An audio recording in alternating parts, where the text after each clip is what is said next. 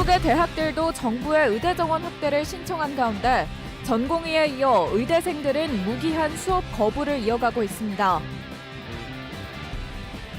국민의힘 청주 흥덕 경선에서 김동원 예비후보가 이기면서 국민의힘 충북 공천 작업이 마무리됐습니다. 민주당은 본격적인 경선 일정에 돌입했습니다. 체육계 수건인 충북체육중이 개교했습니다. 우수 선수의 유출을 막고 생활체육으로는 발굴할 수 없는 소외 종목의 선수도 육성한다는 계획입니다.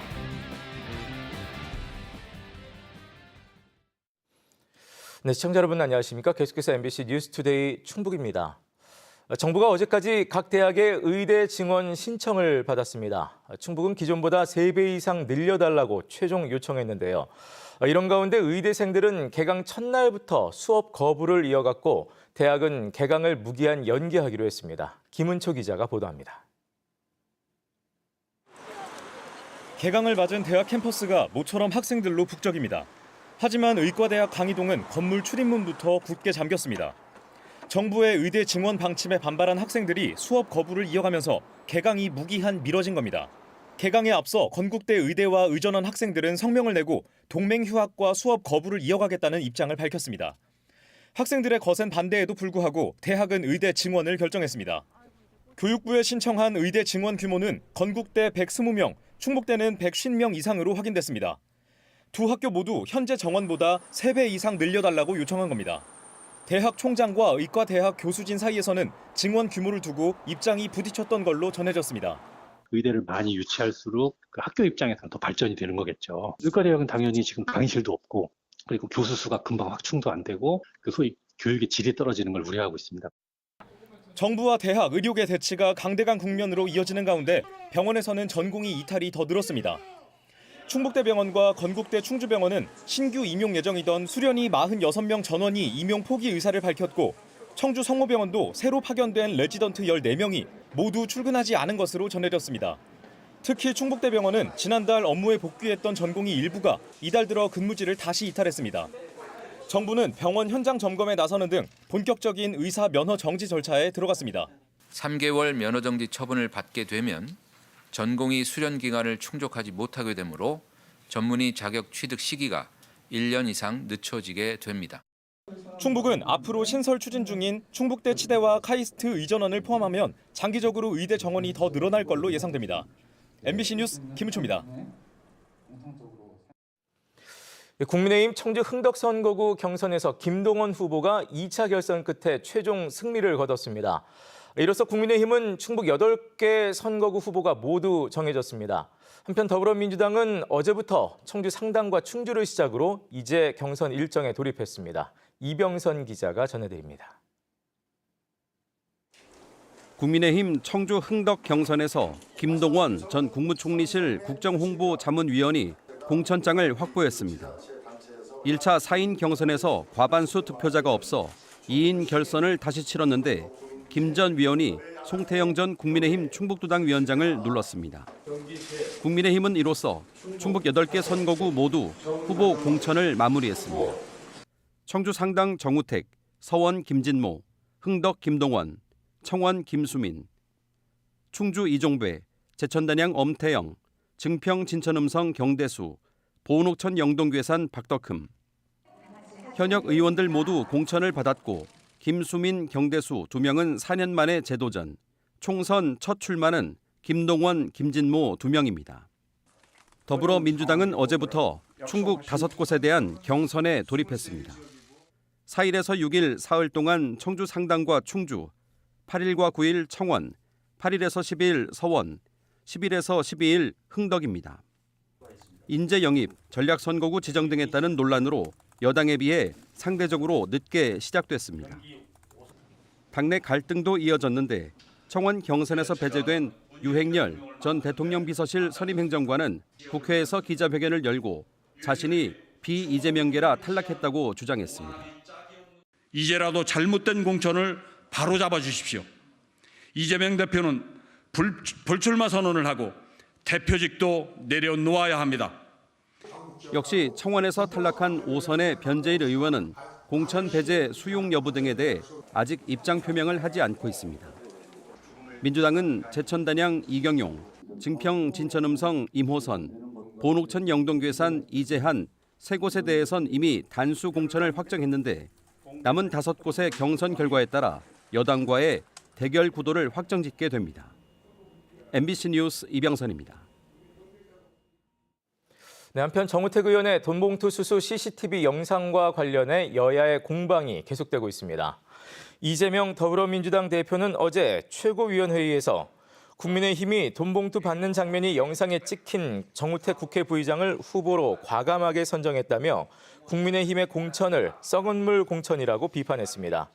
이에 대해 정우택 부의장은 페이스북 글을 통해 국민의힘 시스템 공천에 의해 감산점을 얻고도 공정 경선을 거쳐 선택받았다며 악의적 모독과 허위사실 유포를 삼가달라고 밝혔습니다.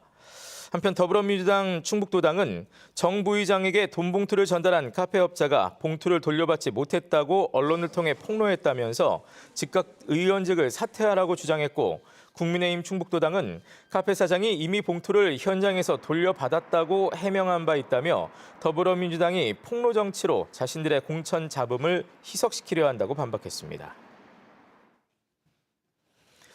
지역 체육계의 수건이던 체육중학교가 충북에도 문을 열었습니다. 다른 지역으로 빠져나가는 우수 선수의 유출을 막고 또 생활체육으로는 발굴할 수 없는 소외 종목 선수도 육성한다는 계획입니다. 보도에 이초원 기자입니다. 구슬땀 흘리는 고등학교 선수들 사이 눈에 띄는 앳된 얼굴의 어린 선수들. 체격은 작아도 기합만큼은 형과 누나들에게 밀리지 않습니다. 힘차게 팔을 뻗고 팔도 휘두릅니다. 전국에서는 12번째로 새롭게 문을 연 충북 체육중학교의 새내기 학생들입니다. 신입생 24명은 충북체육중학교 합칙을 순수하고 선생님의 가르침을 받아 학교 생활에 충실할 것을 굳게 선언합니다. 충북체육중의 첫 신입생은 수영과 태권도, 근대 3종 등 7개 종목의 24명. 오전에는 정규 수업을 받고 오후 2시 이후부터 훈련을 하게 됩니다. 태권도 선수 출신 부모님을 따라 운동을 시작한 쌍둥이 자매부터 체육 고등학교 언니들이랑 같이 운동하니까 실력 더 많이 늘 것 같아서 서린이와 함께 운동하면 재밌기도 하고 서로 의지되는 것 같아서 같이 오게 됐습니다. 하고 싶은 운동을 계속하기 위해 충북으로 이사까지 왔다는 학생까지. 저마다 사연도 진학 이유도 다양합니다. 운동을 쉬지 않고 계속 할 수 있어서 체력도 계속 안 딸리고 근육도 붙으니까 더 열심히 할 수 있을 것 같아요.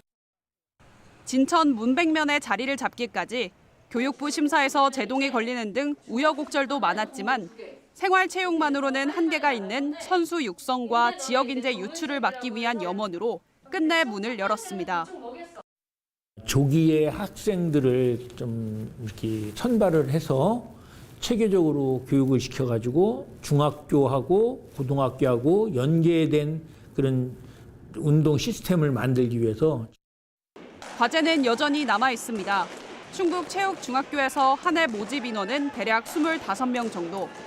당장은 괜찮겠지만 앞으로 학생 수가 늘수록 고등학교와 함께 쓰고 있는 시설은 부족할 수밖에 없어 시설 개선을 위한 노력도 서둘러야 한다는 지적입니다.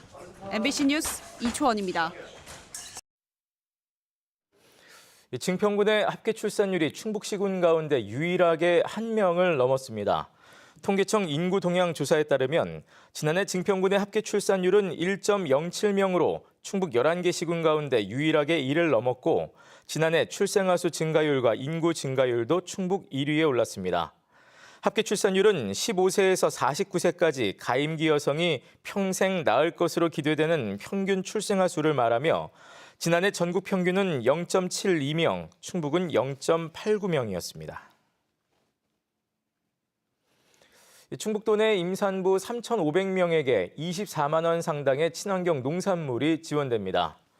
대상은 지난해 1월 1일 이후 임신부나 아기를 출산한 산모로 다음 달 5일까지 임산부 친환경 농산물 쇼핑몰인 에코이몰이나 주민등록 관할 읍면동 행정복지센터에서 신청할 수 있습니다. 지원 대상자로 확정되면 충북에서 생산한 제철 과일과 채소, 축산물, 수산물, 유제품 등 친환경 먹거리를 자부담 20%로 제공받을 수 있습니다. 시대의 고령화가 빨라지면서 건강도 챙기고 소득도 얻을 수 있는 일자리는 이제 노인들에게도 선택이 아닌 필수가 돼버렸죠. 노인이 직접 운영하는 편의점이 문을 여는 등 이른바 어르신 일자리에 대한 고민도 본격적으로 시작됐습니다. 김광현 기자가 전해드립니다.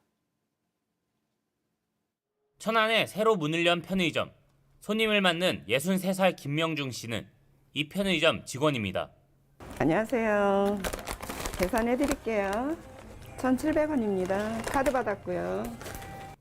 2인 1조로 함께 일하는 직원 역시 비슷한 연배의 어르신입니다.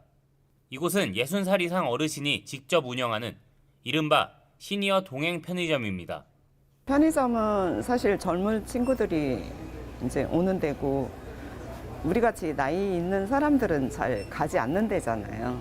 그랬는데 와 보니까 엄청나게 그 다양한 상품이 있고 해서 충분히 이렇게 어른들도 4시간씩 교대로 일을 해 어르신들의 부담도 덜하고 이곳 점포 한 곳에서만 20개의 일자리가 생겼습니다.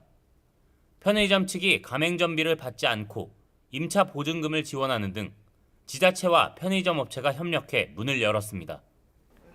노인 인구와 함께 다양한 일자리에 대한 요구가 많아지면서 어르신 일자리에 대한 고민도 본격화하기 시작했습니다. 환경미화 등 단순 업무에서 카페 바리스타나 식당 창업에 일자리 상담까지 어르신들이 직접 나섰습니다. 비슷한 상황이라 이해의 폭이 넓다 보니 일자리를 찾는 어르신도 상담사도 만족도가 높습니다. 막상 여기 오시는 분들은 어떤 정보가 없이 오실 수도 있거든요. 오신 분한테 참 맞춤형으로 안내를 해드릴 수 있는 거, 그런 점이 참 보람이 되고요. 충남의 고령화율은 이미 21%를 웃돌고 있고 전국적으로도 내년에는 20%를 넘길 것으로 전망돼 삶의 지혜와 경륜을 발휘할 수 있는 어르신 일자리 창출이 보다 중요해지고 있습니다. MBC 뉴스 김광현입니다. 질병이나 부상, 고립 등으로 어려움을 겪는 청년과 중장년층에게 일상돌봄 서비스를 제공하는 사업이 확대됩니다. 충청북도는 지난해 청주에서 시작된 일상돌봄 서비스를 올해는 옥천과 진천, 괴산에서도 실시한다고 밝혔습니다. 대상은 돌봄이 필요한 청년과 중장년, 또 그로 인해 생계를 책임지고 있는 청년으로 재가 돌봄 가사, 병원 동행, 심리 지원 등의 서비스가 제공됩니다. 특히 중산층도 일정 금액을 내면 이용할 수 있습니다.